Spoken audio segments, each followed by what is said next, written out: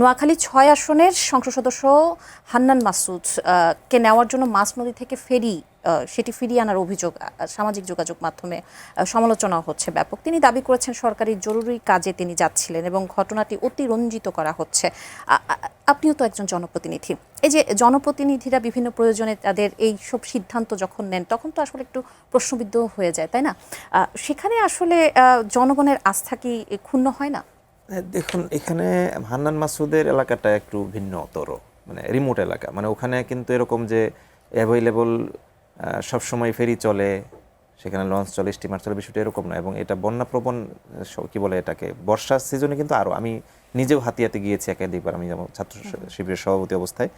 সেখানে এই বর্ষাকালে সার্টেন টাইমে শুধুমাত্র কি বলে ফেরি টাইপের বড়গুলো যেগুলো আর কি, সেগুলোই কেবলমাত্র চলাচল করে। সেই জায়গা থেকে তাকে এখানে আসতে হবে সংসদের অধিবেশন ধরার জন্য, হয়তো সেটা একটা বিষয় হতে পারে, তিনি জবাবটা দিয়েছেন।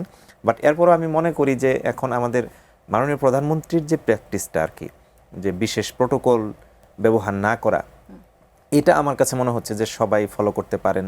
এবং মাননীয় বিরোধী দলীয় নেতাও একই রকমের, মানে এনারা দুইজনই দেখছি যে খুবই কি বলে ডেসপারেটলি চলছেন। যদিও সিকিউরিটি অবশ্যই কনসার্ন থাকা উচিত আমি মনে করি, বাট তারপরেও যে এই যে স্বাভাবিক জীবনযাপনের অভ্যস্ততা, এটি সংসদ সদস্যদেরও অবশ্যই খেয়াল করা দরকার।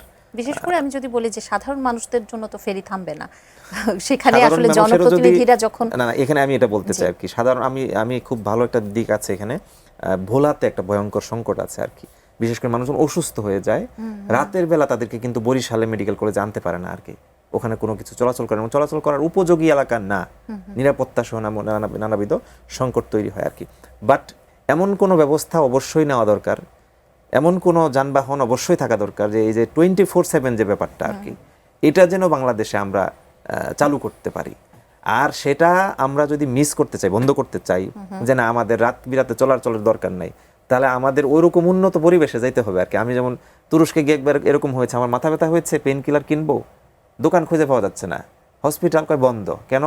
না রাতের বেলা কেউ আসে না, তো এই জন্য আমরা বন্ধই করে রেখে দিই, ফোন দিলে কেউ আসে আর কি। তো সেই জায়গায় তো আমরা যেতে পারি নাই, যেহেতু যেতে পারি নাই, সুতরাং আমাদের 24/7 বিশেষ করে ট্রান্সপোর্টেশন, এটা অবশ্যই দেখা দরকার এবং চালু রাখা দরকার।